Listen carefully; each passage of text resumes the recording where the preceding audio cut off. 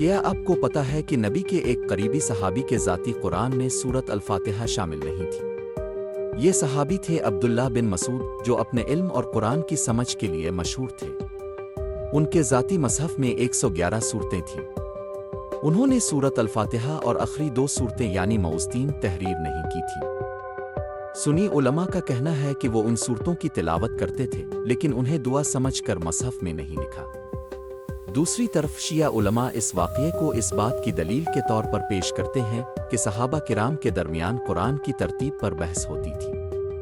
آخر کار حضرت عثمان رضی اللہ عنہ نے تمام مسلمانوں کے لیے قرآن کا ایک معیاری نسخہ تیار کروایا۔